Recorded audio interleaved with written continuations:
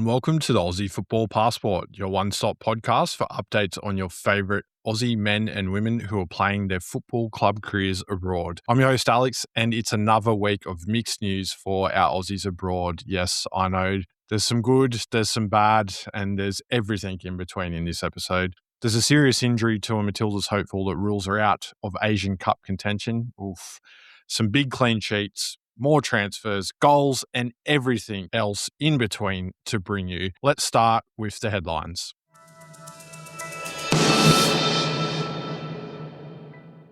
And let's start the headlines with some transfer news where the European transfer window shut last week, just after last week's episode. So there was a couple of rumours I brought to you. Let's round them off by confirming them. And they are that Jacob Farrell has returned to the A-League, going on loan to the Western Sydney Wanderers for the rest of the season. He's looking to get some regular minutes after an injury-ravaged spell at his parent club, Portsmouth, and was alluded to in the previous episode. So we wish Jacob all the best in getting some minutes as he works his way, hopefully back to Portsmouth for next season, where he will be a valued team member there, hopefully.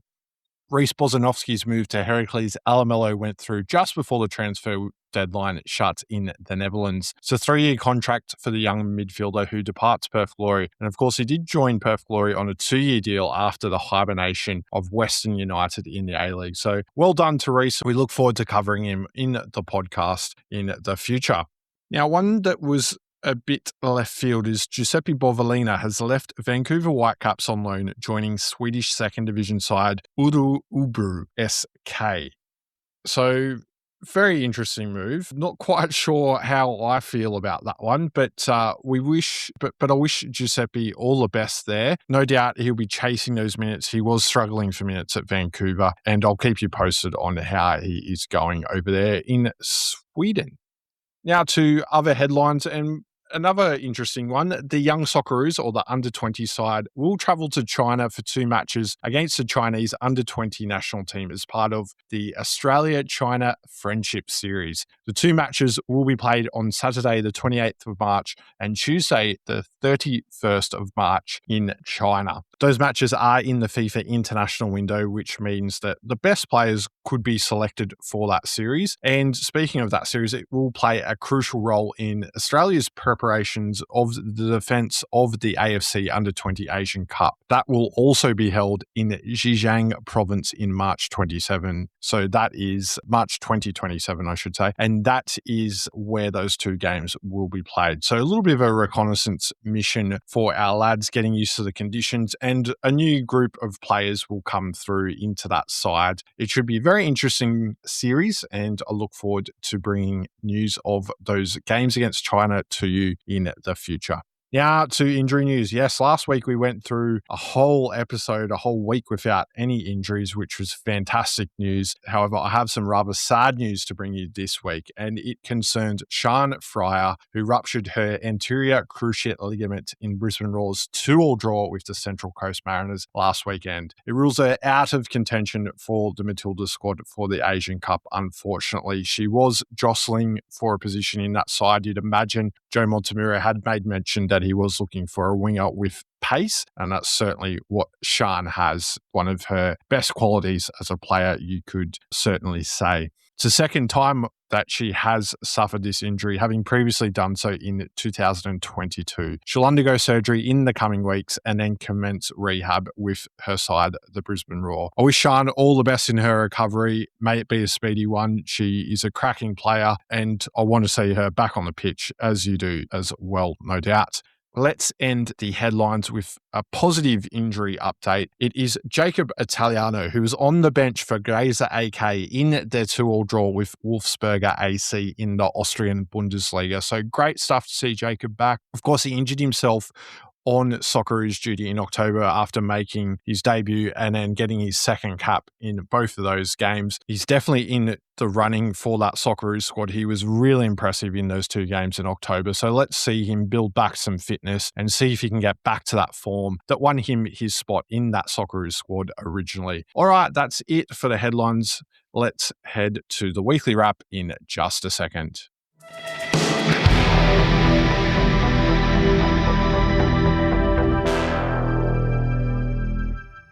All right, weekly wrap time. And let's start with our ladies. One in particular in the USA, Morgan Aquino, who started and played the full game in goals in DC Power's 1-0 win over Sporting Jacks as the USL resumed after its winter break. During the match, she made 2 saves and kept her 3rd clean sheet of the season, which is really great to hear as she looks to push her case to join that Matilda squad for the Asian Cup. Now let's head to England and WSL action, where Emily Van Egmond started and played the full game for Leicester City in their 2-0 loss to Manchester United. The loss put Leicester at the bottom of the WSL table after results elsewhere went wrongly for Leicester, to put it lightly.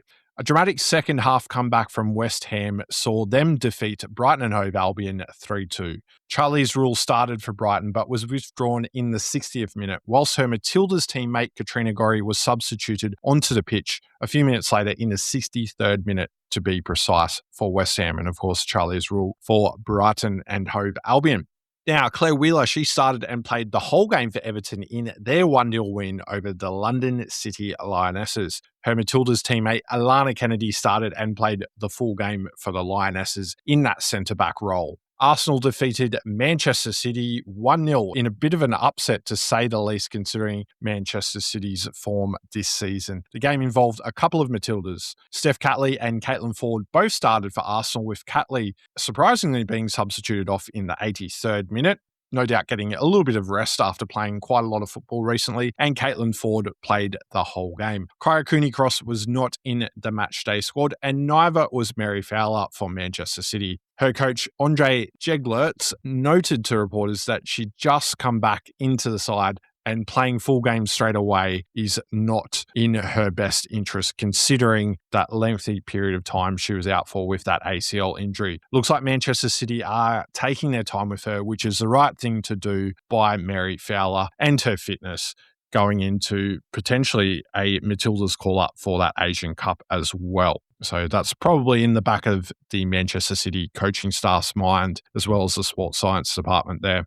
Now, Chelsea, they had a 2-0 win over Tottenham Hotspur. Ellie Carpenter started and played the full game for Chelsea, with Sam Kerr coming on for 12 minutes as a second half substitute. It's a bit of an issue now for Sam Kerr. I think we've just got to put this out there because she's definitely dropped down the pecking order. We have to be realistic. There's a couple of strikers ahead of her at the moment, and it's a little bit of a concern, particularly with this Asian Cup coming up.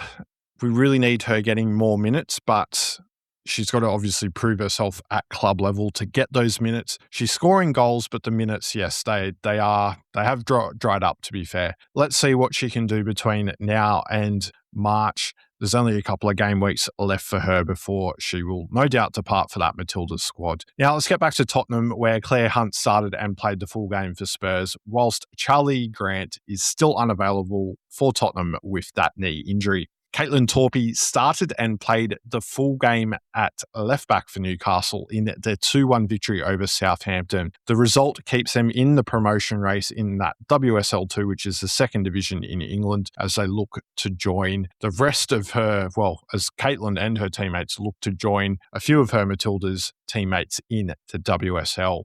Alana Murphy, now speaking of WSL2, Alana Murphy, she made her debut for Nottingham Forest, not in the circumstances she would have liked, of course, because they suffered a 2-0 loss to league leaders Charlton. She started and played the full game, but good to see Alana getting straight into it there. Let's head to France, where Clara Uaru started and played 59 minutes for Fleury in their 2-0 win over Lens. To Germany, where Jamila Rankin was a second-half substitute for Hoffenheim, playing 8 minutes of their 3-0 win over Nuremberg. Now, Leia Varley, who I made mention last week, had departed Brisbane Roar to join Nuremberg. She made her debut for the club as a second-half substitute, getting 15 minutes in that one. So a rapid, I guess, an interesting week for Leia, let's say, flying halfway across the world and then being thrown straight onto the football pitch. So good to see. Hopefully that continues and she builds towards some more minutes there. Now let's round out the ladies' action in Italy, where Jessica Nash was introduced as a late second-half substitute for Sassuolo in their 1-0 win over Parma. Jacinta Galabaracci was an unused substitute, and if you're wondering how many minutes Jessica Nash got, well, she came on in the 89th minute of that one. Alex Shidiak started and played the full game in midfield for Como as they lost 2-0 to Juventus. Annalise Rasmussen was not in the matchday squad after her signing for Juventus last week. Now, let's see what's happening with our men abroad, where we will start in the Championship. Lewis Miller played the whole game for Blackburn Rovers in their 1-0 win over Sheffield Wednesday in midweek. That was a catch-up game from earlier in the season. He then played 76 minutes for Blackburn in their 2-0 loss to Norwich City at the weekend. Now, here's a fun fact for you. He made his Socceroos debut with the Men's Player of the Week in 2023 against England at Wembley Stadium. Can you guess who it is? Have a think, and you'll find out the answer to that one later on in the show, just before I wrap it up. Karen Burgess started and played the whole game, helping his Swansea City to their second clean sheet in a row as they beat Sheffield Wednesday 4-0 at the weekend. Sheffield Wednesday in a spot of bother, of course. They've just got the unwanted record for scoring, not scoring for 9 consecutive games. And it's the first time in the club's history. Just another little fun fact for you there. Adrian Segacic started and played 86 minutes of Portsmouth's 1-0 loss to Preston North End. Daniel Benny was a second-half substitute, getting 33 minutes for QPR in their 0-0 draw with Charlton Athletic. Keely Adamson once again was on the bench but got no minutes. Now to League One, where Joe Gauci started and played the full game in goal for Port Vale in their 1-0 loss to Wimbledon in midweek. Yes, Wimbledon do play football. They don't just host tennis tournaments every year. He then backed it up at the weekend, starting and playing the full game, making 4 saves in a 2-2 draw with Burton Albion. So it could have been a lot worse for Port Vale had Joe Gauci not been between the sticks. It is probably fair to say there. Alex Robertson started and played until the 76th minute of Cardiff City's 3-0 win over Rotherham. He completed 42 of his 48 pass attempts and created 4 chances for his side. A real string-pulling effort in midfield from Alex there. Rounding out the League One action with Rafael Borges Rodriguez, who started and played 76 minutes for Wigan Athletic as they were thrashed 6-1 by Peterborough. Still no sign of Tyrese Francois in that matchday squad for Wigan, and no news on his injury status. The result ended up costing the Wigan coach his job, and yet another little fun fact for you there. Now, let's go to Scotland, where Martin Boyle scored the first goal for Hibs, playing 73 minutes in a 3-2 win against Dundee United. Jack Iredale played a full game for Hibs, whilst potential Aussie Ante Suto was substituted on in the 63rd minute and had the desired effect, scoring the winner in the 3rd minute of added time. In opposition, Ashley Maynard-Brewer started and played the full game in goal, while Zach Sapsford started and played 75 minutes, and Ryan Strain was an unused substitute.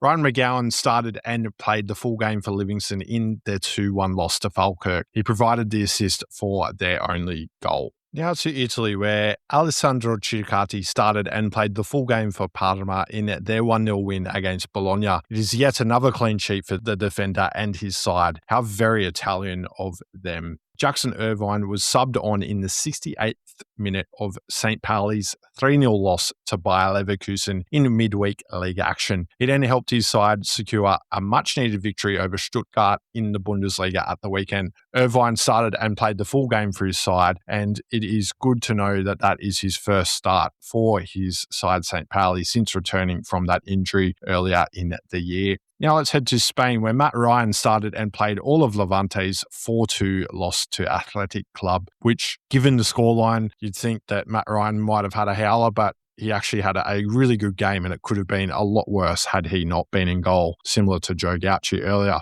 Almabil was subbed on in the 64th minute of Castellon's 4-0 win over Real Valladolid. Now to Croatia, where Fran Karasic started and played a full game for Osijek as they went down 2-1 to Varazdin. Anthony Kalic was subbed on in the 77th minute of Hajduk Split as they beat Slavian 2-0. Now to the Netherlands, where Jordan Boss started and played 82 minutes for Feyenoord in their 1-0 win against Utrecht. Max Ballard started and played a full game for NAC Breda in their 2-0 loss to Excelsior. Adrian Hustic started and played all of Heracles Almelo's 4-1 loss to NEC Nijmegen.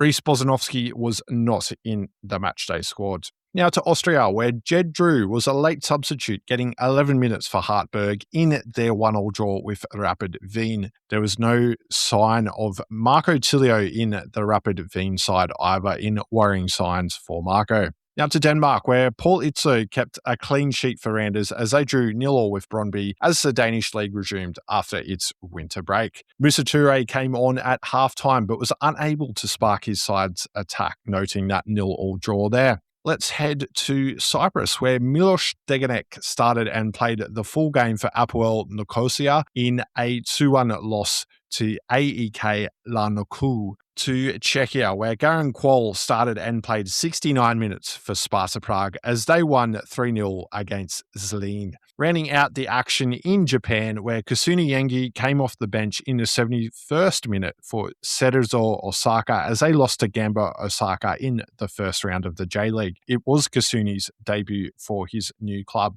Now, just a quick one. The game actually ended 0-0, but as this is an experimental season for the J-League, whilst they rearranged their calendar to align it with the European leagues, every game that is a draw will go to penalties. So in the interest of letting you know how that one went, the shootout ended 5-4 in Gamba Osaka's favour in the Osaka Derby. Rounding out the action in Japan, we'll drop down a division to the J2, where Jason Guerrier started and played the full game for Albrechts Niigata in a 1-0 win over Uhaimi. That is it for the weekly wrap. Next up is Players of the Week, and I'll wrap up this week's show.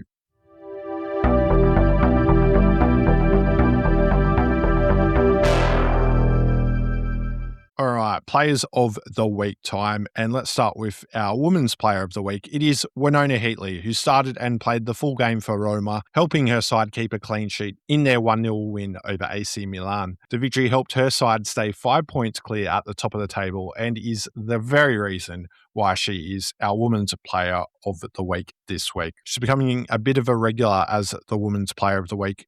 Great stuff. Keep it up, and let's see you in that green and gold for the Asian Cup soon.